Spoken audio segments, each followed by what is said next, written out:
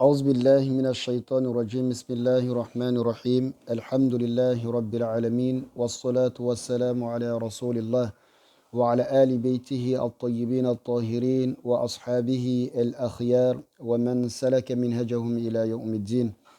Chers frères, chères sœurs, chers membres du groupe, Assalamu alaikum wa rahmatullahi ta'ala wa barakatuh.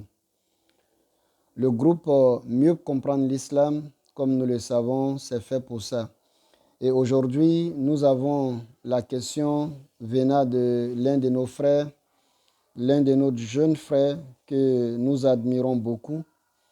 Face à Allah subhanahu wa ta'ala, que Allah l'assiste dans ses études et qu'il soit parmi les générations qui vont épauler la religion musulmane, qui vont aider la religion musulmane à travers leurs connaissances. Amin. Chers frères, la question est la suivante. Quels sont les actes ou les actions qui peuvent annuler le jeûne? Il faut comprendre qu'il y a beaucoup d'actes qui peuvent annuler le jeûne, mais nous allons aller sur l'essentiel, qu'Allah nous donne la bonne compréhension.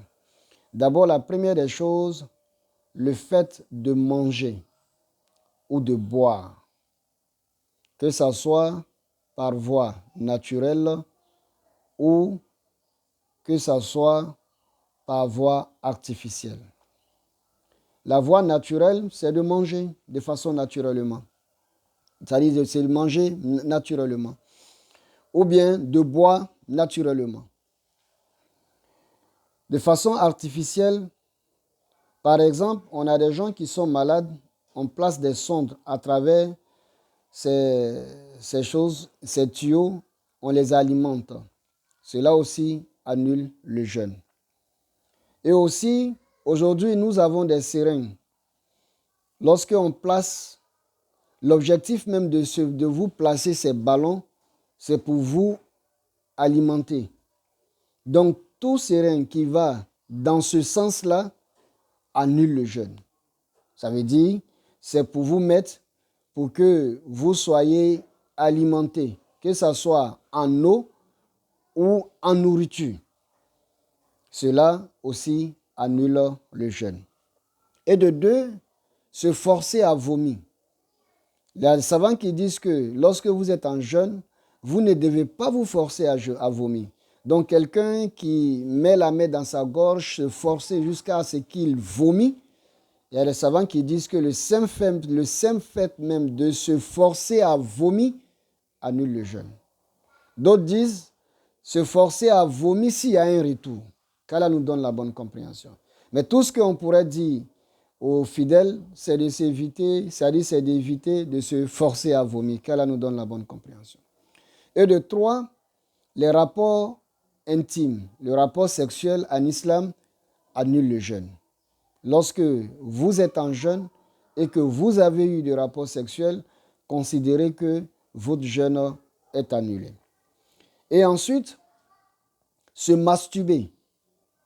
Lorsque vous êtes en jeûne et que vous vous masturbez, les savants nous disent que la masturbation même annule le jeûne parce que ça vous procure un plaisir. Et pourtant, Allah subhanahu wa ta'ala, dans un hadith qudsi, nous dit, il dit, la récompense du jeûne est un secret entre lui et le fidèle parce que le fidèle, à travers le jeûne, s'abstient de manger, de boire et de tout ce qui est désir charnel.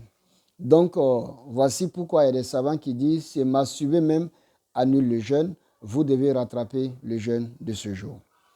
Et ensuite, le fait de voir ses menstrues.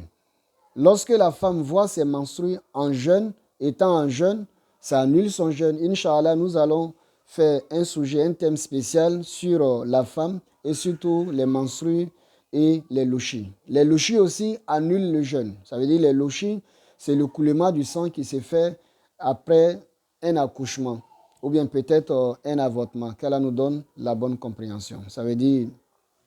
et ensuite, il y a la folie. On ne souhaite pas qu'Allah nous en garde. Quelqu'un qui est en jeûne et il crise une crise de folie. Il devient fou. Ce jour-là, si on est arrivé après quelque temps à le soigner, le jour où il a piqué la crise de la folie, s'il était en jeûne, le jeûne de ce jour n'est pas valable. Et aussi, l'apostasie, ça veut dire renier sa foi étant en jeûne. Par exemple, quelqu'un qui est en jeûne et puis il s'arrête du coup pour dire que moi, à partir de maintenant, je ne suis plus musulman. Je ne veux plus être musulman. Et il le dit de façon sincère.